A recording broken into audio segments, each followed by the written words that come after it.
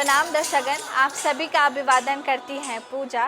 श्री कबीर जयंती के पावन अवसर पर हम पहुंचे हैं महंत कबीर मंदिर, जो बुनतिया वाकवा में स्थित है। इस दिन लोग श्री संत कबीर जी के दोहों और विचारों को स्मरण करते हैं।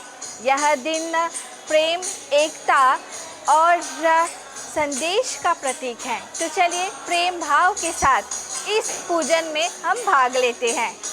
पूजा मूलम गुरुपदम, मंत्र मूलम गुरुर्वाक्यम, मोक्ष मूलम गुरु कृपा। विश्ववंदनीय सदगुरु कबीर साहब आज बड़े ही हर्षोल्लास के साथ सदगुरु कबीर प्राकट्य महोत्सव बड़े ही धूमधाम से कबीर मंदिर बुनतेर वाकवा में मनाया जा रहा है। आज से 627 वर्ष पहले सदगुरु कबीर साहब काशी के लहरतारा तालाब में कमल पुष्प पर अवतरित हुए। गगन मंडल से उतरे सदगुरु सत्य कबीर, जलज माहि पौढ़न कियो सब पीरन के पीर। साहेब ने काशी से ही चल करके पूरे भारत के कोने कोने एवं भारत से बाहर भी सत्य, अहिंसा, विश्व बंधुत्व और भाईचारा का संदेश दिए। समाज में फैली हुई बुराइयां, कुरीतियां, अंधविश्वास, पाखंड के संदर्भ में साहेब ने बड़े ही करारा प्रहार किया और एक मनुष्य को सुखी जीवन जीने का रहस्य बताया, जिसको साहेब ने अपने सप्त सुरती योग साधना के द्वारा साहेब ने संदेश दिया कि कैसे एक मनुष्य जीवन रहते हुए भी परमात्मा को उपलब्ध हो सकता है।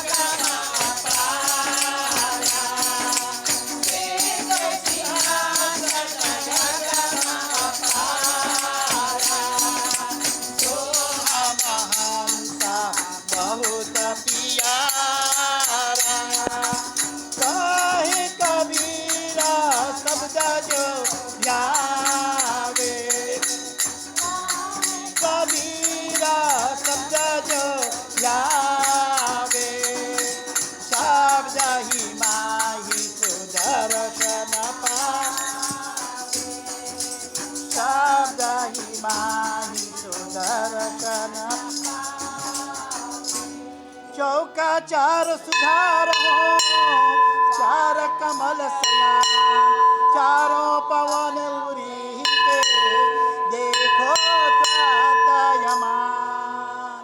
बोलो सतगुरु कबीर साहेब की जय। सतगुरु कबीर साहेब की जय। स्वामी भगवान दास साहेब की जय। सतलोकवासी गुरु शरण साहेब की जय। बंसी दुर्धनाम साहेब की जय। कबीर मंदिर बुनतेर वाकवा की जय। सभी भक्त जनों की जय। बंदगी साहेब, बंदगी साहेब, बंदगी साहेब। कलौ मोहाकारे विषय विषसन्तप्तमनसां तमश्चक्रे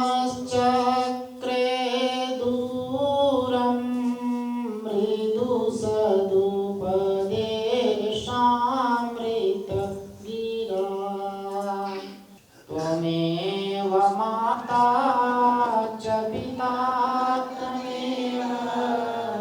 त्वमेव बन्धुः त्वमेव विद्या द्रविणं त्वमेव सर्वं मम देव त्वमेव सर्वं मम देव ज्ञानमूलं गुरुर्मूर्ति पूजामूलं गुरुपदं मन्त्रमूलं गुरुर्वाक्यं मोक्षमूलं गुरुकृपा।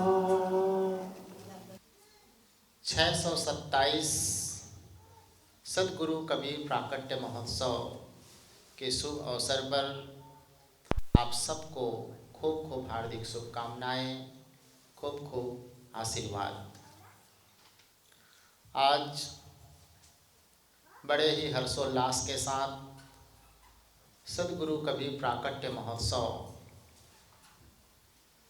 पूरे भारत में ही नहीं, पूरी दुनिया के कोने कोने में बड़े ही धूमधाम से मनाया जा रहा है। आज मॉरिशस की धरती पर कबीर मंदिर बोन्तेर बाकवा, इसके अलावा अन्य आश्रमों में भी बड़े ही हर्षोल्लास के साथ सदगुरु कबीर प्राकट्य महोत्सव मनाया जा रहा है। सदगुरु कबीर साहेब काशी के लहरतारा तालाब में संवत 1456 को प्रकट हुए, एक कमल पुष्प पर अवतरित हुए। गरीबदास साहेब की वाणी है, गगन मंडल से उतरे सदगुरु पुरुष कबीर, जल जमाहि पौढ़न किए सब पीरन के वीर। सदगुरु कबीर साहब आकाश मार्ग से आए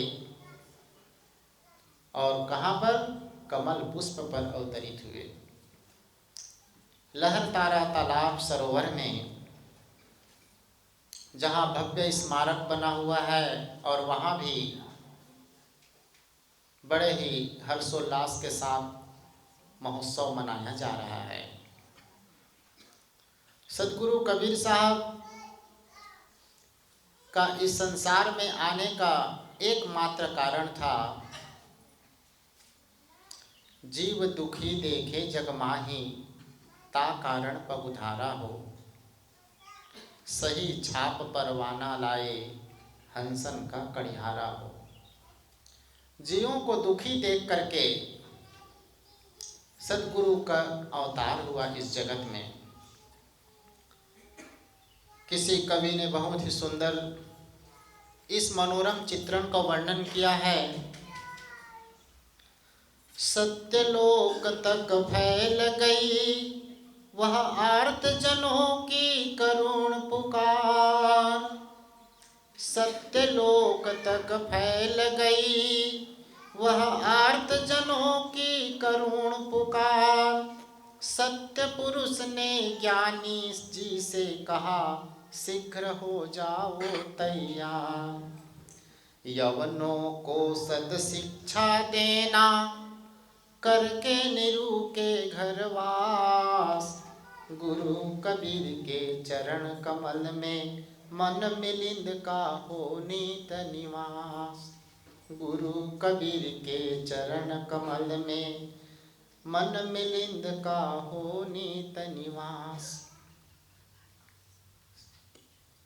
था काशी के निकट भाग में लहर नाम का सुंदर ताल।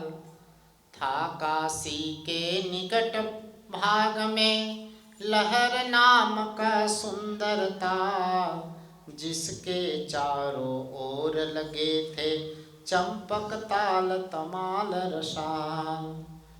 कमला कर वह बन जाता था जब होता था सूर्य प्रकाश। कमला कर वह बन जाता था जब होता था सूर्य प्रकाश। गुरु कबीर के चरण कमल में मन मिलिंद का हो नीत निवास। गुरु कबीर के चरण कमल में मन मिलिंद का हो नीत निवास। बाल रूप को धर कर सतगुरु कमल पत्र पर लेटे थे। बाल रूप को धर कर सतगुरु कमल पत्र पर लेटे थे। नीरू निज घर ले आया बस इसी तरह वह भेंटे थे। होने लगी बात काशी में नीरू के घर सिद्ध निवास। होने लगी बात काशी में नीरू के घर सिद्ध निवास। गुरु कबीर के चरण कमल में मंद मिलिंद हो नीत निवास। गुरु कबीर के चरण कमल में मन मिलिंद का हो नीत निवास। सदगुरु कबीर साहब काशी में आकर के पूरी दुनिया को सत्य, अहिंसा, विश्व बंधुत्व, भाईचारा, समता का संदेश दिए। सदगुरु कबीर साहब का आना कमल पुष्प पर आए, क्योंकि जो महापुरुष होते हैं वो साधारण तरीके से ये संसार में नहीं आते हैं, असाधारण तरीके से ये संसार में आते हैं। चाहे बुद्ध को ले लीजिए, चाहे महावीर को ले लीजिए, चाहे अन्य भगवान को ले लीजिए, सामान्य मनुष्य के रूप में जैसे सब लोग आते हैं वैसे वो महापुरुष जन इस जगत में नहीं आते। क्योंकि बुद्ध भी आए, यशोधरा को पता ही नहीं था कि अब आने वाला है। जीसस भी आए तो कुंवारी मरियम के से उत्पन्न हुए। और आप भगवान विष्णु के भी अगर 12 अवतारों का वर्णन देखेंगे तो वो भी साधारण हम सब लोग आते हैं, वैसे वो भी इस जगत में नहीं आए। क्योंकि जो महापुरुष होते हैं उनका आना भी इस जगत में बड़े ही अद्भुत होता है, बड़े ही रहस्यों से भरा होता है। इसीलिए उनको कहा कि असाधारण तरीके से इस जगत में आना। सदगुरु कबीर साहब जब आए तो काशी में चर्चा होने लगी, अरे भाई ये तो कमल पुष्प पर आए, तो ये हिंदू है कि मुसलमान है कि सिख है कि ईसाई है, कौन है ये? कबीर साहब ने कहा कि हिंदू कहो तो है नहीं और मुसलमान भी नहीं।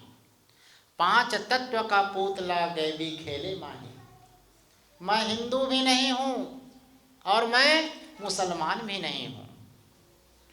सदगुरु कबीर साहब जातिगत व्यवहार के बंधन से ऊपर थे और एक संत के संदर्भ में यही होना चाहिए।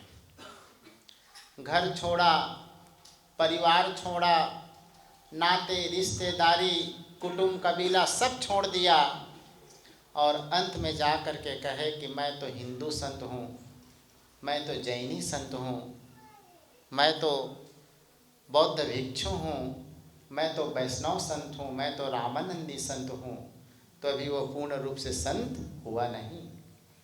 संत भी बने लेकिन एक आधार लेकर के अभी भी जुड़ी हुई है संसार के, जो दिया हुआ संसार से जो मिला हुआ अभी भी जुड़ा हुआ है उसके साथ। संत का अर्थ है संतत्व को उपलब्ध हो जाना। संत का अर्थ है संत हो जाने के बाद फिर न वो हिंदू का रहा, न वो मुसलमान का रहा, संत तो सिर्फ संत हो गए, संतत्व हो को प्राप्त कर लिया। और कबीर साहब के संदर्भ में ठीक यही बातें बैठती हैं। इसीलिए कबीर साहब के वचनों को सभी ने अपनाया, सभी धर्मों ने कबीर साहब के वचनों को ग्रहण किया, सभी वक्ताओं ने कबीर साहब के शब्दों को अपना लिया। क्योंकि जब जब कबीर के शब्दों के पास वक्ता ज्ञानी जन जाते हैं तो उनमें वही अपना स्वरूप दिखाई देने लग जाता है। चलाओ तम विसतारा, चलाओ तम विसतारा, आदि चंद्र साजो बनवारा, सुधर मिठाई ओ तम सुधर मिठाई उत्तम पाना, नरियर अंत देहु पहचान, नरियर में नाही, सदा पच नरियर में नाही, साजिर होगा हो जिनबा, नरियर में रेखा, सदा पच नरियर में रेखा, संत गुप्त प्रगट होय जे, सवा से रयानो मित खाना, सवा से रयानो मित खाना, तेज सवा सवा उत्तम पाप, हाथ वस्त्र परमाना, सात हाथ वस्त्र परमाना, तो सतगुरु के आगे आ, इतना होया वर नहीं भाई, इतना होया वर नहीं भाई, जासो काल जगा बीत जा, रक्षा जीवनी तकारे आहारा, रक्षा जीवनी तकारे आहारा, सासे साप्यो यह गहारा, और भेद सबरा को गोही, और भेद सबरा को गोही, मति सुनी के जीव बिचले सतगुरु शरदा जीव जो आवे, सतगुरु शरदा जीव जो आवे, ताको काल सदा तिरनावे, कहे कबीर सुनो धर्मिना, कहे कबीर सुनो धर्मिना, मेरा नाम तो अंत उजागर, मेरा नाम तो अंत उजागर,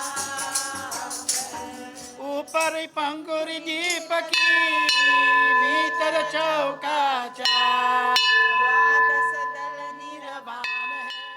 थोड़ा और बड़े हुए तो काशी के पंडितों ने पूछा कि भाई इनका गुरु कौन है, इतनी सुंदर सुंदर बातें करता है, इतनी बड़ी बड़ी ज्ञान की बात बताते हैं, इनका गुरु कौन है? सदगुरु कबीर साहब ने भी गुरु बनाया उस समय, क्योंकि तुलसीदास जी महाराज कहते हैं कि बिन गुरु भवनिधि तरे न कोई, विरंची शंकर सम होई। कहते हैं बिना गुरु के कोई ये संसार से पार नहीं हो सकता है, क्योंकि सदगुरु तो स्वयं सदगुरु थे, उनको गुरु की क्या आवश्यकता थी। लेकिन व्यवहार जगत को निभाने के लिए सदगुरु कबीर साहब ने उस समय जो काशी के सबसे बड़े ज्ञानी पंडित जिसको कहते थे स्वामी रामानंद, स्वामी रामानंद को साहेब कबीर ने गुरु के रूप में स्वीकार किया। रामानंद जी उस समय जो राजकुमार होते थे, जो महलों में पढ़े लिखे होते थे, पले बढ़े होते थे, या जो उच्च जाति के होते थे, ब्राह्मण वर्ग से होते थे, सिर्फ उन्हीं को शिक्षा दिया करते थे और किसी दूसरे को शिक्षा नहीं देते थे। रामानंद जी, कबीर साहब ने कहा कि मुझे गुरु बनाना है तो रामानंद जी को ही बनाना है।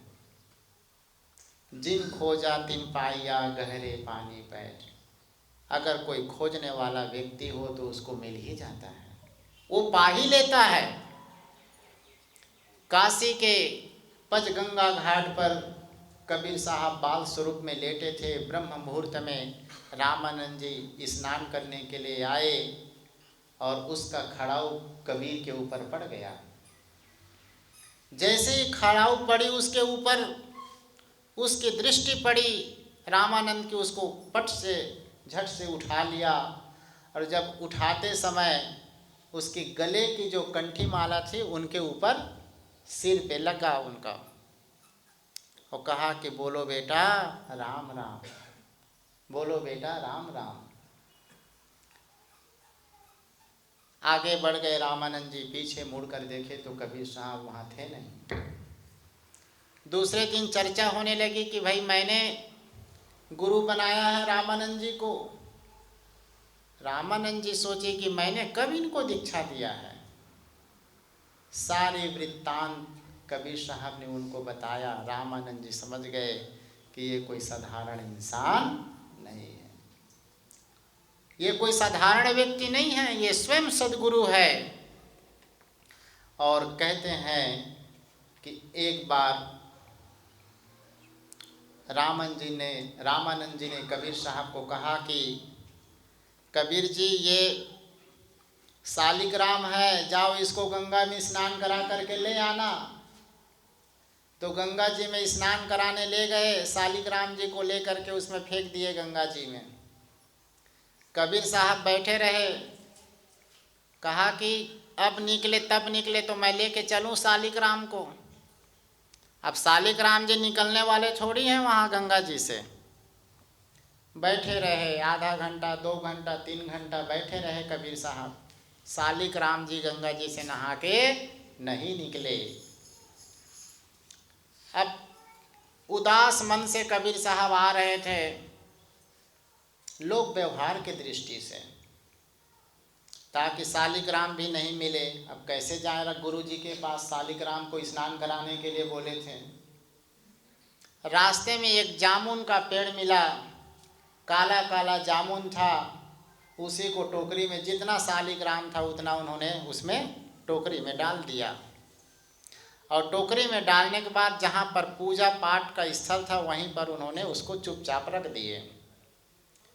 प्रतिदिन चेला लोग स्नान करा करके ला के वहीं पर रखते थे। रामानंद जी आकर के उसको अच्छा से पोंछ पाँच के चोर चंदन लगाते थे।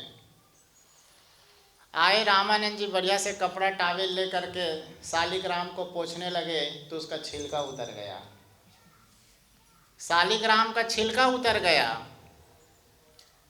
कबीर साहब को बुलाए, कहा कबीर जी ये क्या है।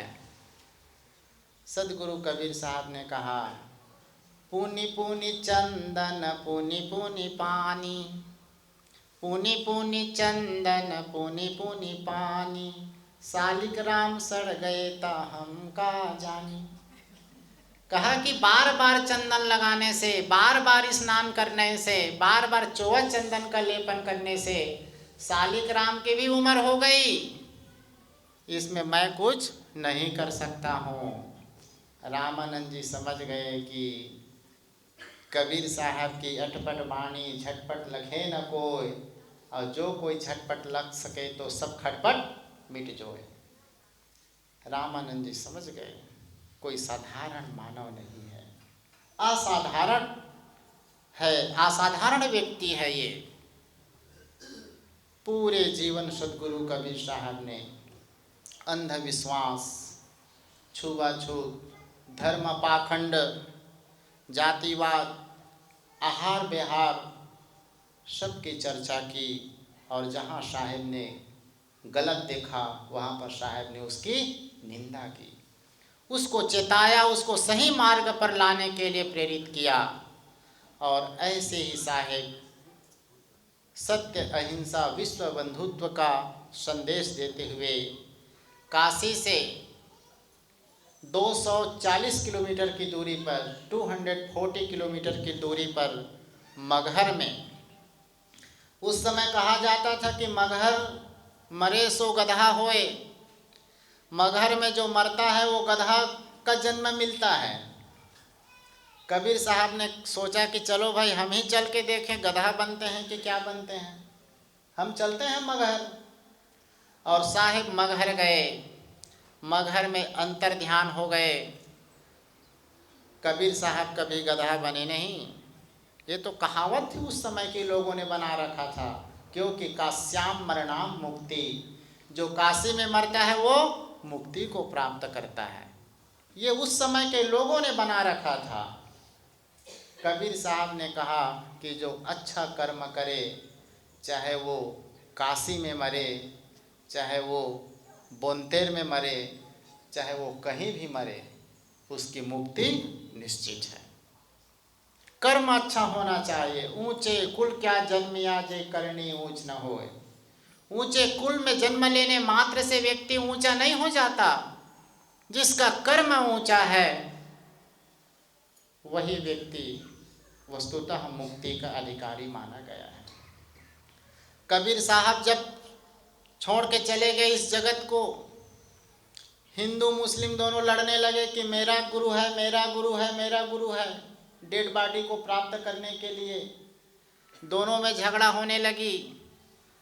कबीर साहब ने कहा, आकाशवाणी हुई, तुम खोलो पर्दा है नहीं मुर्दा, युद्ध अवस्था कर डारी, सुन के यह बानी अचरज मानी, देख निशानी सिर मारी।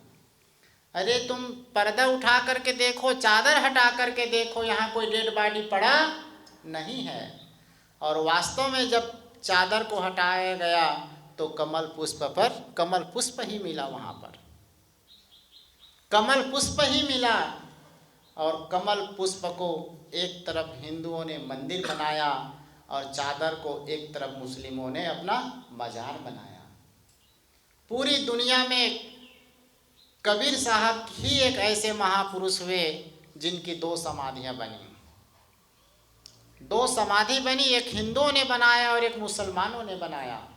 आज वो जगह इंडियन गवर्नमेंट के अंदर में है, पूरा मेला लगता है, बहुत से भक्त हंसन लोग वहाँ जा कर के देखे हैं। APJ अब्दुल कलाम साहब जब प्रेसिडेंट ऑफ इंडिया थे, वो गोरखपुर गए तो उन्होंने कहा कि मैं कबीर जी की समाधि का दर्शन करना चाहता हूँ। और वो मगहर गए, जो महान संत थे, एक समय वो गीता का पाठ भी करते थे, एक समय वो कुरान भी पढ़ते थे, ऐसे थे अब्दुल कलाम साहब। वो गए वहाँ, कबीर की समाधि का दर्शन किया, मजार का दर्शन किया। जो संत होते हैं अपने पीछे सिर्फ फूल ही छोड़ जाते हैं। कबीर साहब अपने पीछे फूल छोड़ गए। अब आपके ऊपर ये डिपेंड करता है कि आप उस फूल से कितना खुशबू ले सकते हो।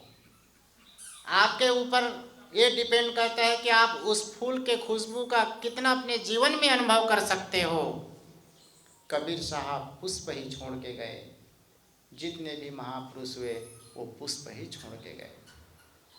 ऐसे सदगुरु कबीर साहब की अद्भुत लीला, उनके जीवन का एक एक शब्द अगर हम अपने जीवन में धारण करते हैं तो हमारा जीवन सफल हो जाता है।